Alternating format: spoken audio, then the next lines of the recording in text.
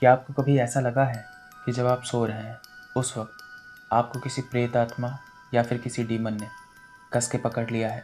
अगर आपको कभी ऐसा नहीं लगा है तो आई एम 100% श्योर कि आपने कभी ना कभी अपने करीबी लोगों से ऐसा सुना ज़रूर होगा कि अक्सर उनको सोते वक्त कोई प्रेत या फिर खुद सेटन पजस करने की कोशिश करता है या एकदम से उनको जकड़ लेता है।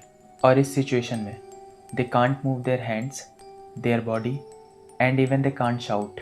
इस चीज़ की बात थोड़ी डिटेल में करते हैं। जब लोगों को ऐसा एक्सपीरियंस होता है तब उन्हें फील होता है कि कोई उनके चेस्ट के ऊपर बैठकर उन्हें बहुत ही प्रेशर के साथ दबाए दे रहा है। ऐसे में कभी कभी लोगों का दम भी घुटने लगता है और कभी कभी तो लोग उस आत्मा, उस डीमन को साफ साफ देख सकते हैं कि वो उनके चेस्ट पर बैठा हुआ है। कुछ लोगों ने तो बहुत सी आवाज़ें भी सुनी हैं। जिस किसी ने भी इन आवाज़ों को सुना है उन्होंने ये बताया है कि ये आवाज़ें नॉर्मल नहीं थी। ये आवाज़ें हम जैसे नॉर्मल इंसानों की तो बिल्कुल भी नहीं थी। हम जैसा डेली लाइफ में एक दूसरे से बात करते हैं, सो हमारी बात करने वाली आवाज़ और सुनाई देने वाली आवाज़ में ज़मीन आसमान का फ़र्क होता है। ऐसी सिचुएशन में जो आवाज़ें हमें सुनाई देती हैं वो आवाज़ें डिमोनिक होती हैं, वो आवाज़ें नर्क की होती हैं। जो हमारे पूर्वज लोग होते थे या जो हमारे बुज़ुर्ग लोग होते हैं उनका ये मानना है कि ऐसी बुरी शक्तियों का किंग सेटन या शैतान खुद रात के वक्त कुछ लोगों के पास आता है और सोते वक्त उनके सीने पर बैठकर उन्हें अपने साथ ले जाने की कोशिश करता है। कुछ लोगों का ये भी मानना है कि ये सब कुछ काले जादू की वजह से होता है। कुछ लोग काले जादू और टोने टोटके का सहारा लेकर ये सब करते हैं ताकि वो लोग कुछ लोगों से बदला ले पाएँ। बहुत बार ऐसा भी हुआ है कि जो लोग इस चीज़ का शिकार हुए हैं उन लोगों को अपने कमरे में या अपने घर के आसपास काला जादू करने वाला सामान जैसे नींबू मिर्ची, सिंदूर, चावल और एक काले कपड़े की गुड़िया जिस पे बहुत सारी नीडल्स चुभोई गई हैं, ये सब सामान उनको मिला है। अगर आपने कभी इस चीज़ का एक्सपीरियंस नहीं किया तो आप अंदाज़ा नहीं लगा सकते कि ये चीज़ उन लोगों के लिए कितनी ज़्यादा खौफनाक हो सकती है जिन लोगों ने आधी रात में सोते वक्त इस चीज़ का एक्सपीरियंस किया है। ये चीज़ उन लोगों के लिए किसी भी ट्रॉमा से कम नहीं। अब ऐसे में सवाल उठता है कि जिन लोगों ने भी इस चीज़ को एक्सपीरियंस किया है तो इसकी वजह कोई भूत प्रेत, किसी बुरी आत्मा का साया या कोई काला जादू है या फिर इस एक्सपीरियंस के पीछे कोई मेडिकल कंडीशन है, कोई एबनॉर्मेलिटी है, कोई स्लीपिंग डिसऑर्डर है या कोई साइंस है। देखिए, मैं आपसे ये नहीं कह रहा कि आप लोग जो विश्वास करते हैं इस दुनिया में भूत प्रेत, बुरी आत्माएं एग्जिस्ट करती हैं, ये विश्वास आप मत करिए। ये सब कुछ कम्प्लीटली गलत है। नहीं, मैं इस चीज़ को तो पॉइंट ही नहीं कर रहा। मैं ये बिल्कुल भी नहीं कह रहा कि आप भूत प्रेतों को ना मानिए और सिर्फ साइंस के पीछे चलिए। अभी जो मैंने आपसे जो लोगों को सोते वक्त एक्सपीरियंस होता है इसके बारे में बात की है, इसके पीछे दरअसल स्लीपिंग डिसऑर्डर भी हो सकता है जिसे हम स्लीप पैरालिसिस कहते हैं। देखिए, स्लीप पैरालिसिस में क्या होता है, जब इंसान को कभी भी स्लीप पैरालिसिस का अटैक आता है तब क्या होता है, सिर्फ उस इंसान की आंखें ही खुली होती हैं, उसका पूरा शरीर सो रहा होता है, मतलब पैरालाइज्ड होता है। एट दिस टाइम इंसान सब कुछ देख सकता है क्योंकि उसकी आंखें खुली होती हैं, बट उसका ब्रेन एंड उसकी बॉडी स्लीप में होती है। उस इंसान की बॉडी मसल्स कंप्लीटली लॉक्ड होने के कारण वो अपने बॉडी पार्ट्स को मूव नहीं कर पाता और इसी की वजह से उसको अपने चेस्ट पर बहुत प्रेशर फील होता है। उसको ऐसा लगता है कि कोई उसके सीने पर बैठकर उसके सीने को बहुत ही प्रेशर से दबाए दे रहा हो। इस सिचुएशन में इंसान की सांस फूलना और उलझन घबराहट होना बिल्कुल नॉर्मल है। देखिए, हम इंसान जो स्लीप लेते हैं उसमें कुछ स्टेजेस होती हैं। उन्हीं स्टेजेस में से एक स्टेज है REM, रैपिड आई मूवमेंट।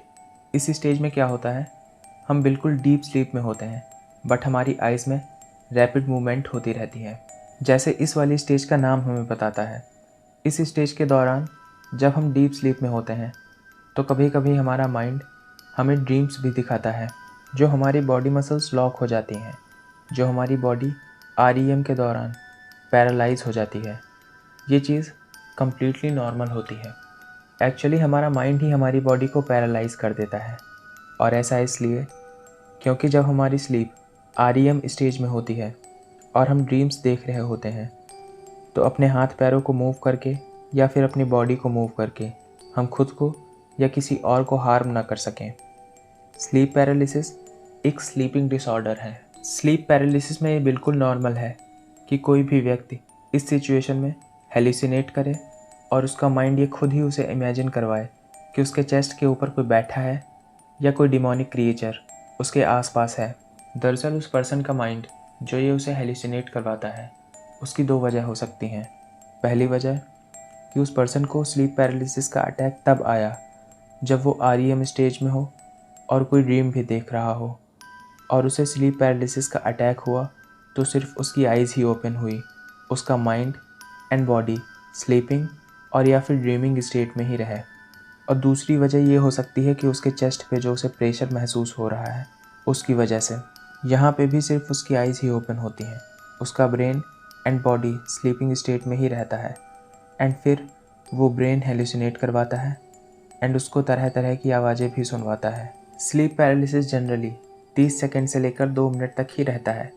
उसके बाद इंसान कम्प्लीटली फिर से नॉर्मल हो जाता है।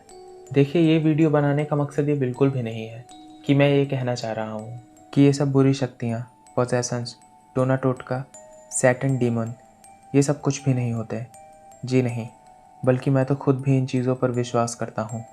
मेरा ये वीडियो बनाने का मकसद सिर्फ इतना है कि हमेशा ही इस स्लीपिंग डिसऑर्डर को भूत प्रेत वाले नज़रिए से ना देखा जाए।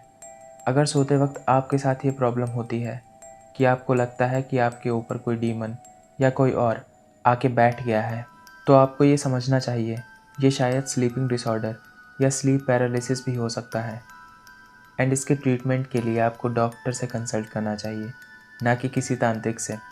मेरा मानना ये है कि जो लोग भी ऐसा कुछ फील करते हैं, उनमें से 10 में से 9 लोगों के साथ ये स्लीप पैरालिसिस का ही मैटर होता है, ना कि किसी डिमोनिक पोजेशन का।